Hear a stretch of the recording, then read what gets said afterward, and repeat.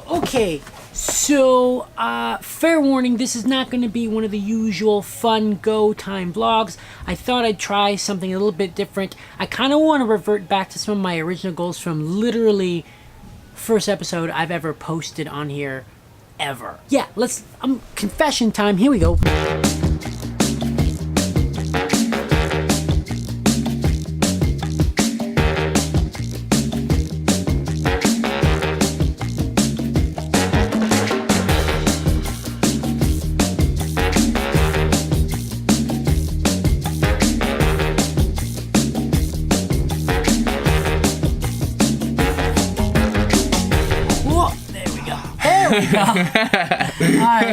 Alright, nice. So here's what I've decided to do. Since I can't really handle doing this on my own, I've invited Jake. This is Jake. Hi, guys. I'm just going to say your show's Daily Jake, because we see you every day. Or almost every day. It's, just about every day. I try to make it every day, and then sometimes I'm like, oops. Yeah, so if you go on Facebook, you'll see Jake's daily videos. But since this one is about shame and stuff like that, and insecurities, I thought I would share mine. And Jake's really good at, I think, analyzing human behavior, or maybe mostly your own, would you say? Because I feel like that's usually the themes of your stuff. You're like, I'm usually better at my own, but because of that, I'm getting better at connecting with other people when they're having something, and then kind of understanding and putting myself in their shoes. Yeah, I'd agree with that. And I know that's ultimately, when I'm on stage, my goal to do that. And the irony, which I was just telling you, is that when I'm in life and doing it in real time, I'm terrible at it. I feel like I could be a lot better than I am. In fact, my mom's even told me that, so that says something. If your mom's willing to be like, you're bad at this, like everyone's like, you're so good at everything. My mom, you know it's true. Yeah, or your mom's like, no, you're not even close. Like, great, thanks, Ma.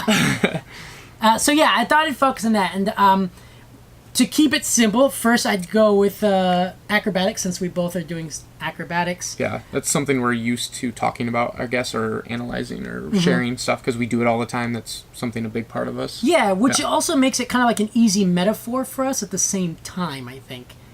And so it kind of comes out that way. But what were you saying for you on trampoline is your thing that you don't usually...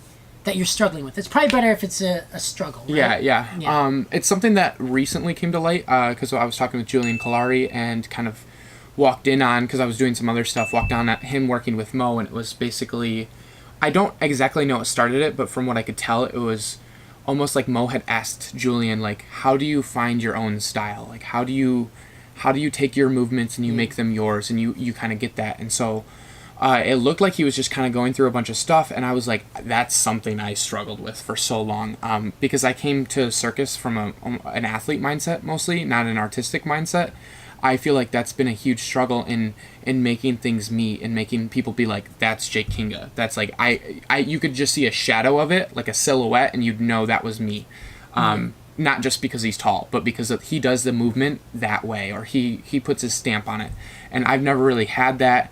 I've never really branched out. I've always been very like structural. Like when I was doing tricking, it was like you learn this skill because it's a prereq, and then it leads to this skill, and then it leads to this skill, and you drill and you drill and you drill, and then you go. And you can play a little bit, but it was more to just have fun and remember why you did it. But it wasn't like a play to find your style. And I did that with tumbling, and I've been doing that with trampoline and tramp wall, where I get stuck in this like, I want to be better. I know there's a good, efficient way to do this skill, and I try and just do that, so that way I can get to the bigger skill and the bigger skill, and I build a tree out of it. But I don't take the time to be like, and Julian was helping with this, like, have intent. Like, when you do that skill, where do you want your arms to be? Where do you want your eyes to be? What do you want to convey? Because he was telling me and Mo are very internal when we're training. We're like looking at ourselves, feeling it. But when you guys don't share what you're... Exactly. Yeah. And Julian's like, maybe it's because I grew up in circus, and I think you'd probably be the same way, where it's been and part of you with theater and stuff, that you express yourself when you're doing stuff. We don't. We're very like internally thinking and feeling out the movement, and not... So it's executed and not felt. Yeah, exactly. So I'd almost say I'm the opposite, where I might almost be better at life being genuine, but in terms of circus, I'm not sharing like what's going on. I'm just very like, what do I have to do? And so that's something I've struggled with, and what I want to start fixing is I think I'm at a point foundationally where you're always going to have to work the skills, like drill them, figure out what's going to be efficient to do the skill the best way possible. But then there's a little bit of play and give, and I need to start taking time every session or every other session where I just do the same skills, but what do I do? How do I get into it? How do I leave it? What am I doing with my arms in it? What do I have an emotion that I'm playing with? Is there a song that's going on that I want to try to match the type to, and just start expressing myself through the movement, which I do with dance, which is odd. Yeah. I feel like I do that very well with dance. I feel like with dance it's inherent though. True. Like you have to move to the music, and the music almost gives you, it almost tells you how to move somehow. Yeah. That's kind of the difference. Like dance inherently is like that, whereas acrobatics isn't inherently like that. Even though you could totally let the music have an effect on your movement, you're just not trained to think of it that way. Whereas dance, I feel like the way they teach it, they're teaching it that way. Yeah. I'd agree with that. It's something inherent in the nature of dance. Yeah. But so I do it in dance and not nearly as much when I'm doing wall. So I think that's something I've really struggled with, and for me to become a performer, I think that's going to be the next step, and I think that's why I started getting into camera and videography and stuff like that, and like looking at art more, because I've never really had that background, and I made an excuse of like, oh, I'm just not an artist. Like, I've never been about art. I don't know about it, so it's just not my strength. But I think that's a kind of excuse. Everyone can appreciate art. Everyone has the opportunity to build art. I think I've been doing better at it, but it's a continuous progress. Yeah, for sure. That's pretty. I definitely feel like I'm exactly the opposite. Everything you said, I was like, oh man, like I totally know like what exercises I did to like every teacher. One of the ones was we had to say a line like to ourselves over and over and over and over and over again, and it was just an arbitrary line. Like one of them could be like, I don't know how to spell my name, but that's my forte, and that'd be the line. Yeah, you just repeat it in your head over and over, and you walk around the room as you repeat it, and then when you feel it's your turn, not even when it's your turn, but when you feel it's your turn, you walk up to the microphone at the front of the room and say your line, and when you speak, everyone stops and just looks at you, and you say your line like, I don't know how to spell my name, but that's my forte. And then they look at you, they turn away, and then you continue walking. That was the exercise. Does everyone have the same line? Or no, everyone's got a different line, and they're all stupid like that. Huh. It was stuff like that, because you have to internalize your thing, and then say it. And then what they would do is they'd make us continually do it over and over, and we'd have to say just how we felt in the moment, so you end up saying it differently every time. So I would almost say with acrobatics, you do the trick, one trick. It could be stupid easy, whatever, and then you got to find like 5 different ways, then 6 different ways to perform it or do it or execute it, whatever. But you can't change the trick. And what's funny is my insecurity when it comes to my, and this is why I was like, oh, this is funny. My insecurity are certain tricks that I can't do that I feel I should, right? Because you feel like... Because I've looked for so much, like I know how to express simple stuff in many different ways, and I've worked so hard on that for so long, and I've performed, and I thought like this is my thing, and it's like, and I focus on connection with the audience, but I didn't advance my tricks. And one of them was like the meat hook switch to back lever. Okay. That one, like, I've wanted that trick forever, and I've done it once successfully in a workshop with Gabriel Tremulas back in England. It was like 2012, and I did it successfully in the class. I'm like, yes, I got it. Never could do it again. And I've tried it, and at the time, I remember thinking like, that's how you know you're a professional. You can do that trick, which is stupid. Yeah. It's like, but I was like, that's the trick, and not too many people were doing it. I just thought it was so badass. And I still, to this day, can't do the trick, but I look on, like, Instagram and Facebook. Everyone's busting out that trick. I'm like, everyone and their mom knows this trick, and I still don't know it. I'm like, oh! And there's a part of me that feels lesser for it. I was like, and it's so incorrect. Yeah.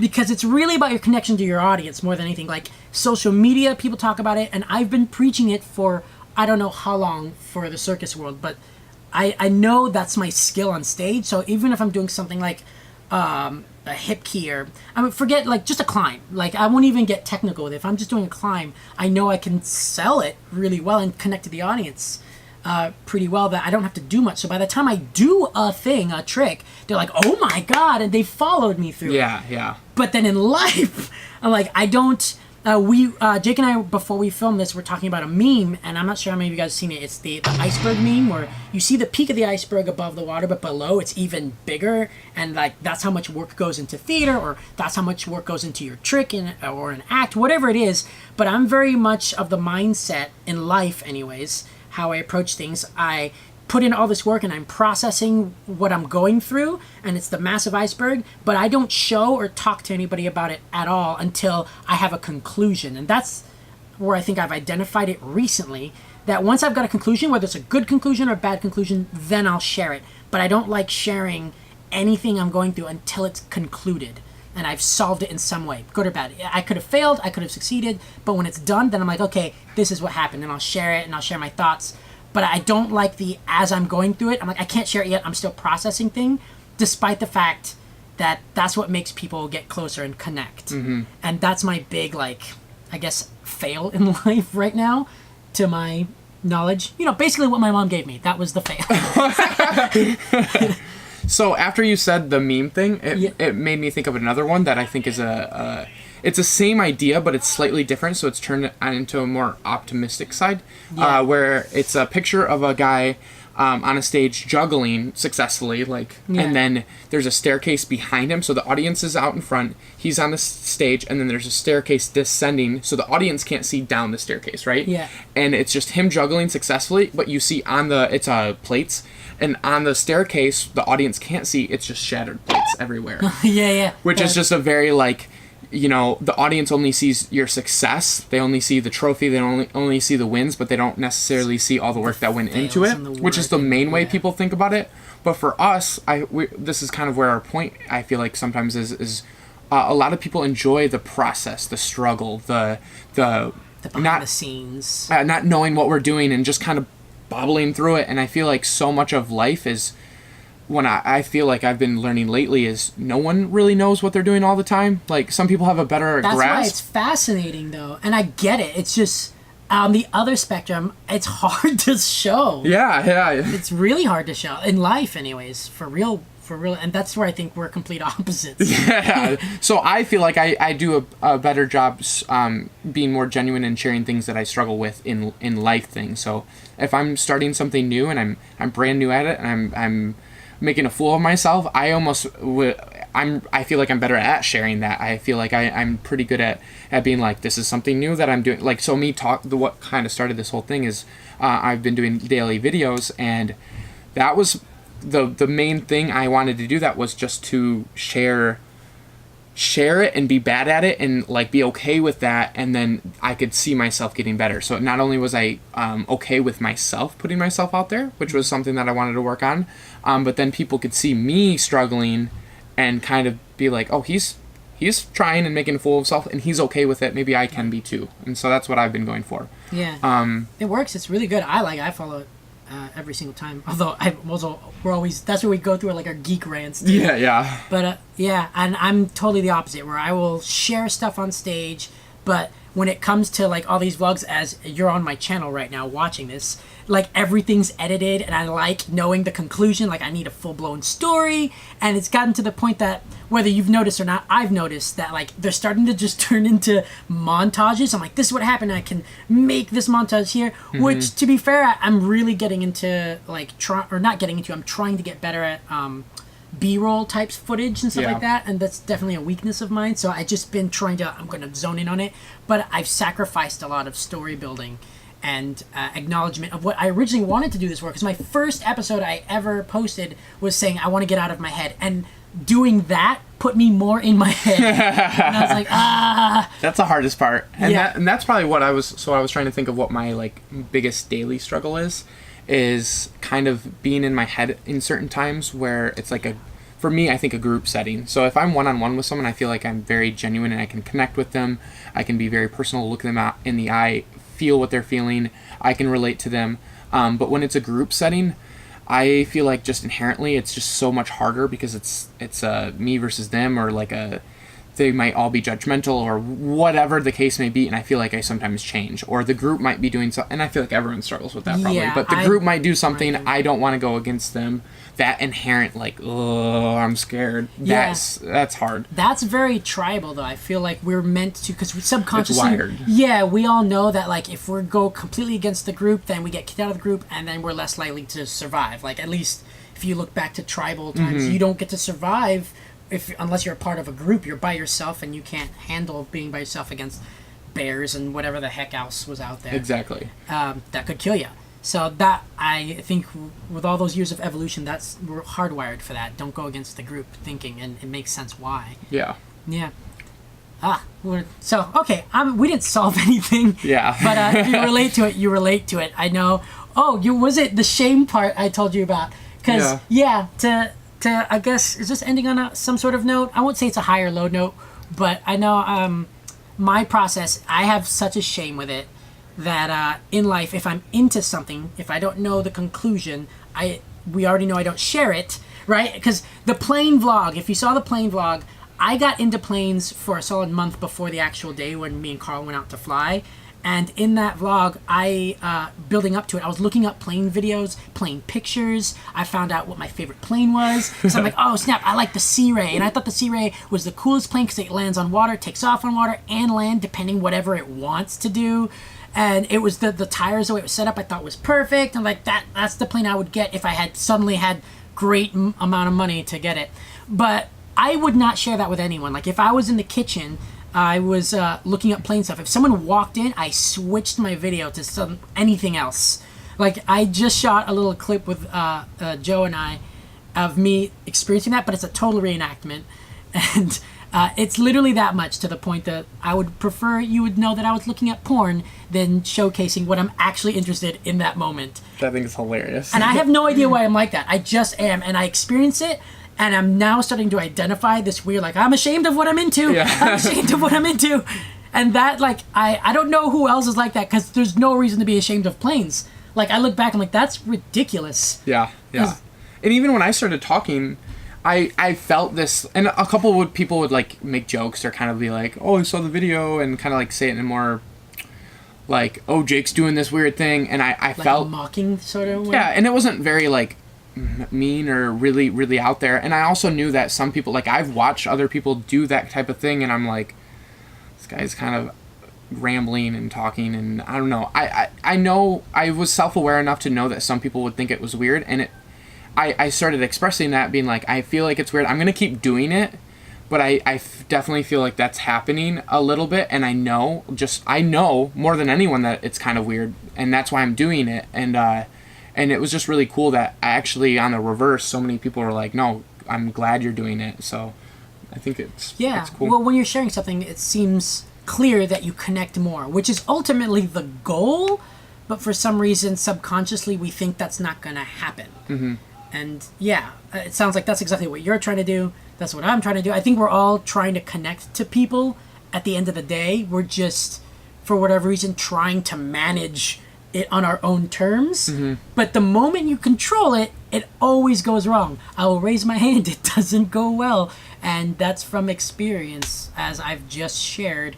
And I think even in our professional lives, like we've just shared, it doesn't go well when we try to control the whole thing. You kind of just, at the end of the day, got to share the whole process and go with it. You have to have a balance. You have to have the end, but you have to kind of show some of the beginning and be okay with both.